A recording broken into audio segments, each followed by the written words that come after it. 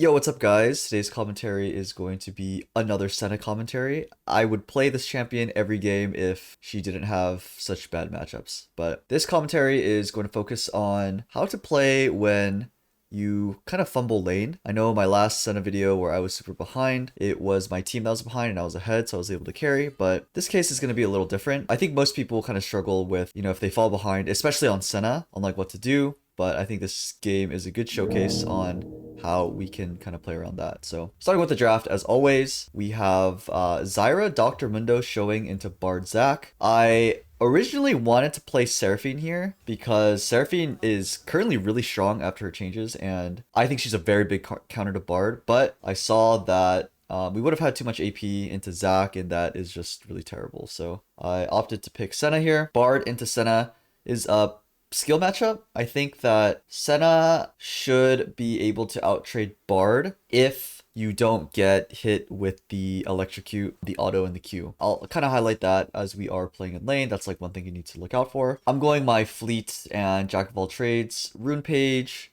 with collector in this game. And like I said earlier, I fell behind and it feels pretty bad to build this, but it kind of works out. So that is the draft.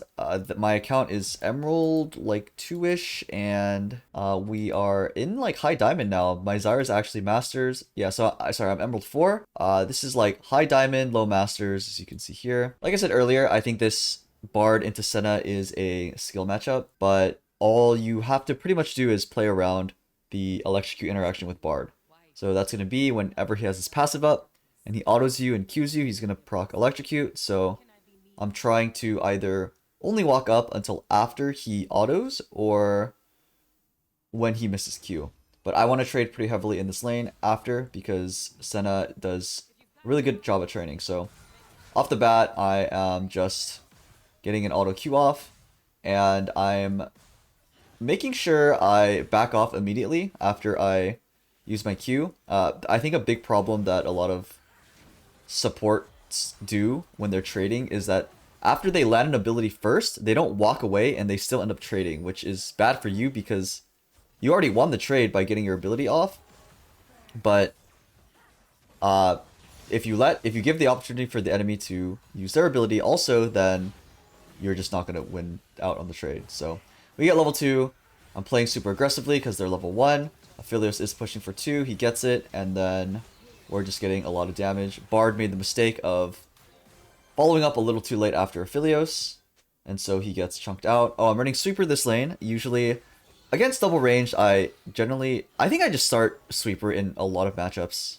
I think in most of the commentaries I have ran Sweeper, but yeah, it gives me a lot of control in the bushes, so yeah, that's why I run Sweeper.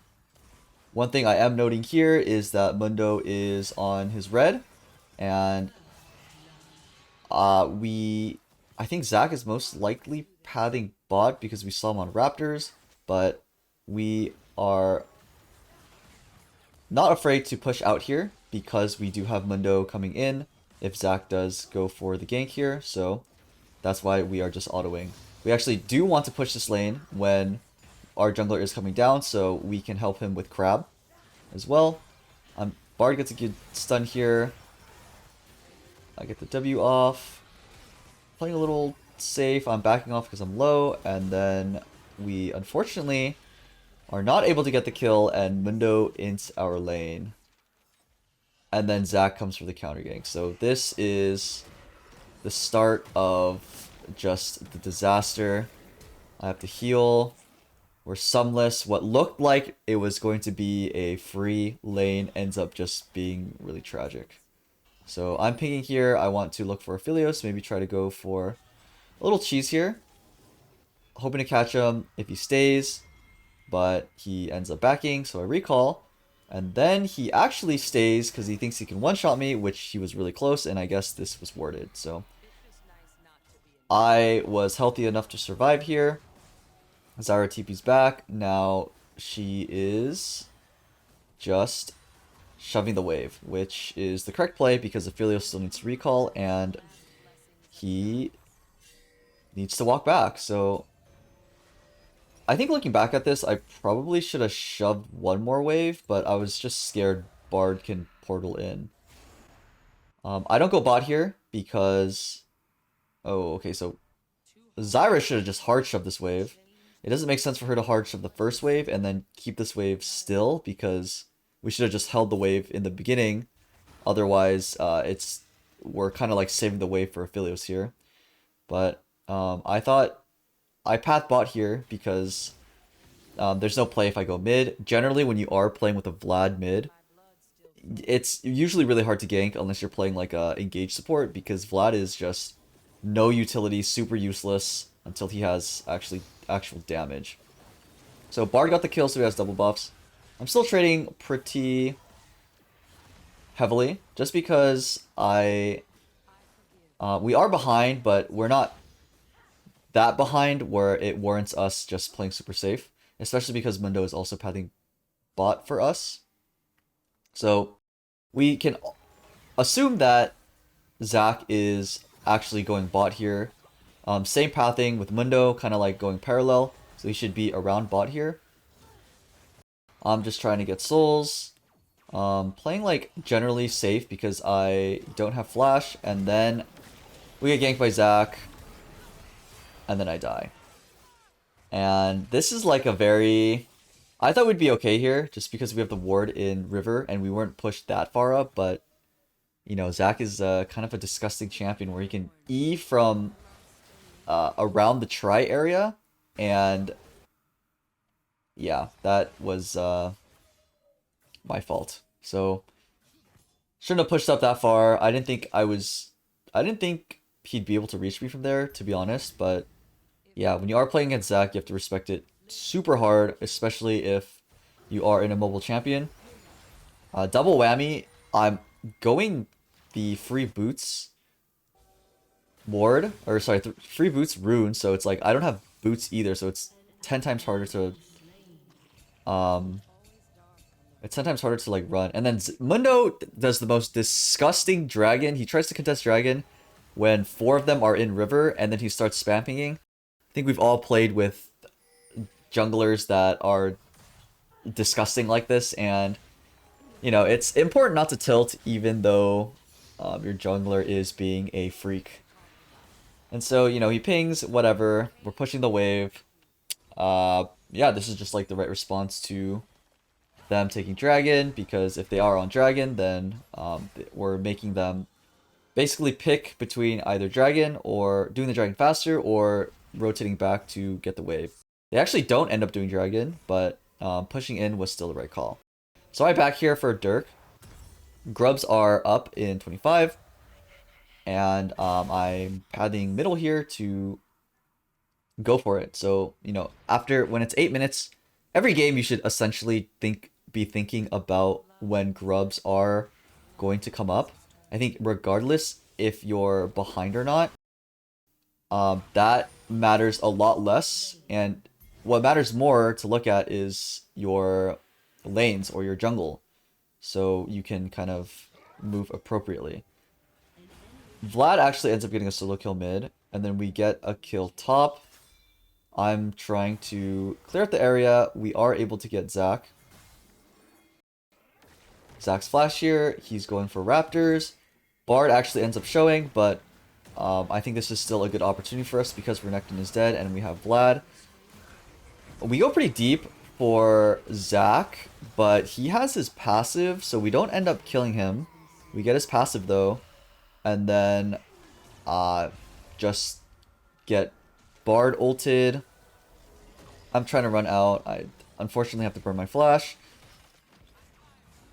Bard is still following me. I can't run away. I have no boots, and then I die here. So what went wrong here? We dove too deep for Mundo, for Zach, and because he had passive, like, it just was not worth it. Fortunately for us though, Zyra wins the 1v1 bot. And then I am not going to go to Grubs here because Mundo is most likely going to clear his bot side, right? That's like another thing to really consider, is if your jungle is not posturing for Grubs, then it's probably best to go to Grubs. So Ambessa gets a kill top, and then Zach and Bard our top. This actually ends up being a really big mistake for Bard because he's overstaying on the Grubs, and this is a very common thing that happens. So Aphelios is actually, I think he has three kills. He just died, so he's 3-1. But because Bard is topside, we, yeah, Bard is still topside, as you can see here. We are going to shove this wave and dive Aphelios to punish Bard's poor decision making. He is staying for too long. He should have immediately backed after the Grubs play, and now, because he doesn't, Aphelios dies for his very bad decision making. And because of that, Aphelios probably loses around like 1.5 waves to, and we get some plates on top. So now the lead that they had bought is just completely gone because Bard took a bad roam. And we, as a support player, you really want to avoid doing this mistake of overstaying for roaming to Grubs, especially. I think Grubs is like one of the biggest objectives that people tend to do this. I've noticed that for a lot of people that I coach, they're good at knowing what timers to take, but they just tend to overstay. So if Bard just this was so disgusting, by the way. I actually end up dying here by not even getting hit by the Zac E. I was just dying from try. So yeah, this was my bad. This is more of like a Zac knowledge check thing where it's like, oh, if you're playing against Zac, you have to play. I'm already playing 1 screen back, but you have to play like 2 screens back. So okay, sorry. What I was saying earlier is that the play would have been okay for Bard if he just recalled earlier, but because he didn't, he threw his lead bot side, and now the game state is like just the lead that they had is now like diminishing because they did trade out Ambessa, but it's not worth throwing your bot wave for that kill. Aphelios loses out a lot more. So I recall, I die, I come immediately back because there's nothing to do mid, and we are just shoving the wave. So even though I am 0-3, I'm still very locked in. I think the worst thing to do when you are behind is to just play super safe and kind of like, I find that a lot of players kind of like shut down when they are super behind in the early game, but I'm still trying to play the best I can.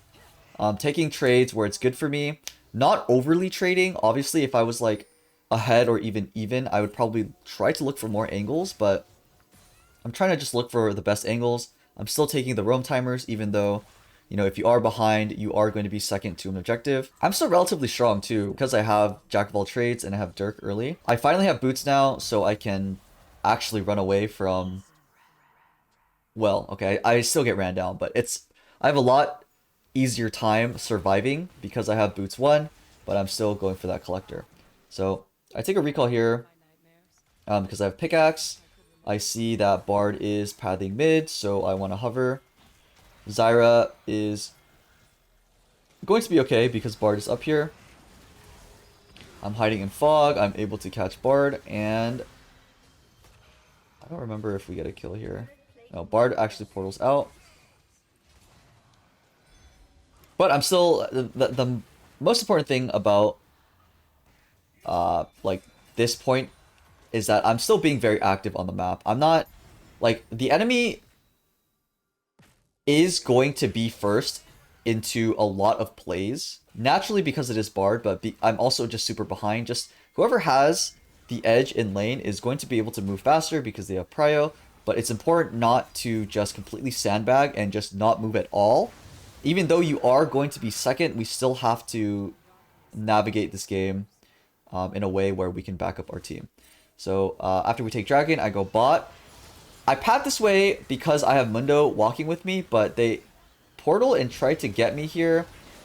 I'm able to back up in time. Mundo goes for the counter gank, and then we are able to get Bard and Aphelios. So again, I'm still playing with my team, and you know, the enemy team would have most likely just swept the stair if Bard didn't take that really terrible roam. So you know, in these, this game is what, high diamond, low masters. I am able to, I think if this was like a very high chow game, I think the game is like pretty much over if you're like 0-3-1 in lane, but you know, opportunities always do arise, and if you are, you know, still playing, if you are still trying to be active on the map, then you can find angles to come back. But I would say even in Challenger, there's still like so many opportunities to come back because, you know, you think that like every rank you climb, it's like, oh wow, these people are so much better, and it's like people still make a lot of mistakes even in Chal. So we are going, I take the recall here, we go for Herald. I see that Bard is bot, so I think Zyra is honestly fine because she could just wave clear. And also their jungler is not bot, so I opt to stay here because Zyra is most likely going to be okay. And then I don't go bot here because Bard is... It's really hard for me to walk to bot from top because Bard can just kind of snipe me. So I walk top because the wave is good. Our top tower is gone and it's pushed out into us. And Mundo is here. So pathing is a little awkward. I thought we could go in with Mundo, but they actually end up going on Mbessa. We get TP'd on. Bard throws out the ult. And I have to run down. And then Bard gets a stun on me and Mundo, which kills me, and I have... Even though I have flash, I think I still would have died. But yeah, this play goes really bad. I'm 0-4. I have 3 assists, but yeah, when you're playing Senna, like, it just feels so bad to be behind like this. But I'm still gonna play, like I said, just going to still trying to find those plays, still play with my team, play on the map. And so what we have to do is we have to defend top. Renekton recalls, so I'm just kind of like soaking this EXP, getting these souls. I'm looking for Vlad here. He isn't able to... He gets 2v1 mid, so it's really important there to defend topside because the turret gives so much gold. So tier 2 turrets give like a... They give so much gold than the outer ones that it's always important to defend them. I don't know how much it is. I'll look it up and put it on the screen, but yeah, you always, even if you are support, like you always want to try to defend your tier 2s if you can. Okay, so after Renekton dies, I'm just kind of warding around the area, getting the souls from Raptors. I take a reset here. Why do I take a reset here? Hold on. I take a reset here because I'm just super low from the Renekton. Placing a ward down in lane. This is very important. Ward down in lane will always be very value. The placement of it really depends on if you're behind or if you're ahead. I think our team... Zyra actually isn't that behind. I'm 0-4, so it feels like we're super behind, but I know this, so I put the ward in the middle because I think it's pretty even. And so it'll give us a lot of information after if the enemy pushes out. I take a recall because I'm low, and I path back mid because I always want to start with mid after your bot tower is gone. Trying to ward the area around it. Dragon's up in 50. I'm keeping that in mind, so I'm trying to like deward this area. I put that iconic control ward down. And then Zac jumps on us. We're playing this. We're kiting back. TP comes down. Vlad is also coming. I'm kiting. This team fight was honestly chaotic. I was trying to focus the squishies and just kite away. And then Vlad, they die. It takes a little too long for them to dive us. And so our team collapses. And then I get 2 kills off of it. So that team fight was huge for us. I think we're pretty even now. And I'm not that far behind anymore because we did get the 2 kills. We're getting towers. I don't need to help Mundo with Dragon because we killed 4. And then I put the ward down deeper because I know that we're stronger now. So I'm getting some pretty deep wards in their jungle because I have the timing to. Always important to, if you have the opportunity after a kill, or if you know that that this area is clear, you should throw down wards deep if you can. So the one of the wards gets cleared out, and I think the lane, yeah. So the lane ward is still there, which is amazing for us because after we want to play for Otacon here because it's coming up in 2. So we're going to be playing the bot side. We're most likely going to have Prio with Zyra mid because she's stronger than Aphelios. Vlad is also mid to help us push in, clearing out the wards. Bard is actually bot side, so Bard is kind of making the mistake of not starting mid and then going bot. He instead started bot, and then he went mid, and as you can see here, it's really hard for him to kind of like walk back. We have more control because I started mid to bot, and then we're able to catch Renekton here. Zac gets the jump in. I ult. I'm able to buffer the Zac knockup with my ult. Aphelios, unfortunately, is able to pinch me with Zac, but it's still a winning fight for us. And this kind of, again, this all kind of comes from starting, because I started mid to bot instead of bot to mid, right? Because I started mid to bot, my team is able to get prio mid, and then they're able to kind of defend the mid side. Since mid lane is the shortest, we're able to get prio there the fastest, and because of that, it just makes it really hard for the enemy coming from bot to mid. So we get Otacon. I unfortunately die. Honestly, I don't mind that death because Zac going in just he low-key kind of suicide for me, and we get Otacon because of that. So now I'm shifting my focus onto the top side. We can honestly play both sides because Dragon's up in 2:30, Baron's up in 3, so there's still a lot of time for either objective. So I can go either side, but I don't want to go too deep. I don't want to put my wards down in front of Bard because it's just going to be cleared. So I'm kind of just like sitting around mid and waiting for Zyra to push us out. So here's another big tip for supports. Sometimes it's okay to just like wait for your teammates.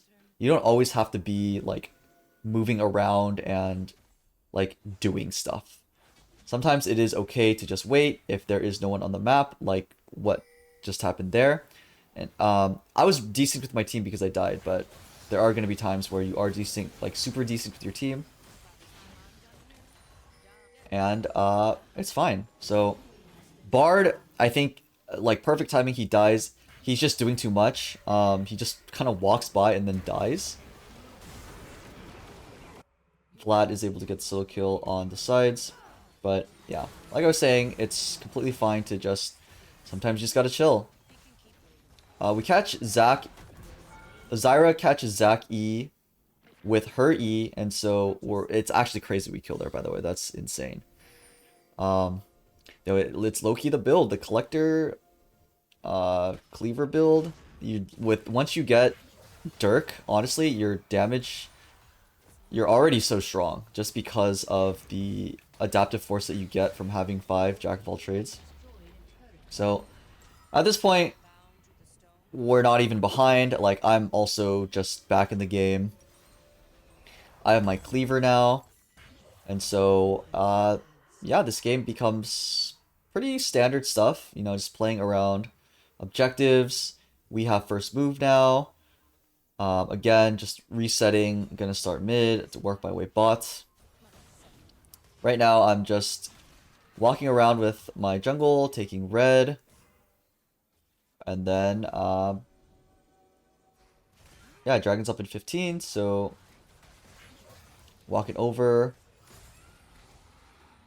grabbing souls. It's a little dangerous here. Honestly, placing that ward down was like very, very dangerous because two of our teammates are bot and we don't know where most of their team is. This Aphelios turret. I had to clear it, and then our team is finally here with us. I'm pretty sure if the enemy engaged on us mid there, we throw really hard because it's a 3-5. They're most likely going to win. I'm kind of just zoning them. Big range. It's very hard for them to fight here because we have Zyra. But just kiting front to back. Our team is very strong, so we should just be able to win. Getting a little scary here. Philios is Brazilian ulted. I unfortunately eat 2 bombs, but I live with 1 HP. This fight was just super scuffed. I think on one hand it's like good for us to fight there because of Zyra, but it's also low-key kind of good for them because if we bunch up, Aphelios ult can just like rip us apart. But we are stronger than them, so it kind of works out. It was just really scuffed because our jungler was taking dragon in that entire time we fighted. But that's okay. I have Zeal, so on this build, once you get Zeal, that's when you become super, super strong because you get the 10 stacks of Jack. I take the recall, I buy a control ward. I was very tempted to buy the other support item, or sorry, the second part of RFC. I forgot what it's called. The shard, I think. I think I had enough, but again, and 26 minutes, usually a control ward will always be more important than a item component. So I have a control ward. I don't want to throw down the control ward yet, just to show them that we have it. I instead want my team to take the Scuttle Crab so we can get vision. And I can kind of like make it a lot trickier for them. Just like withhold the information that there's going to be a control ward on Baron. So after we get the control ward, we see 2. I want to like maybe look for them to walk in. When you have a control ward on Baron, like as soon as you do that and you know that the enemy has no vision, the pressure you should be aware of how much pressure that puts on the enemy team just immediately, right? Because you could start it right away. So I kind of want to play off the pressure and look for something, but I walk a little too forward. 3 of them are in the bush on red, but we just are so strong that we can kind of run over them. Mundo is just doing Mundo things, is able to get dive Zac under the tower, and then now we just go for the Baron. Half my team, Vlad and Ambessa are top, which is fine because we actually take Baron relatively fast. Another one like pretty underrated skill for not even support players, just like in general to have in League, is to know how fast you do Baron just based on your champions. So our clear is relatively fast because we have Mundo Q, which does % health, and Zyra has Leandri's, and she actually does a lot of DPS to Baron. So in this case, it doesn't really matter if like how fast you know that you can do Baron, but in many cases where the Baron pit is like they are able to cut out vision, it's important to kind of know, to gauge like how fast they could actually do Baron. Because some teams can just do Baron really fast, so you need to like check up on Baron as soon as the ward's cut out. But then some teams just do very little damage to Baron, and you have a lot more time to kind of like try to get vision on the objective. It was very ambitious ult by me, but now we have Baron. My plan now is to get a lot of siege wards.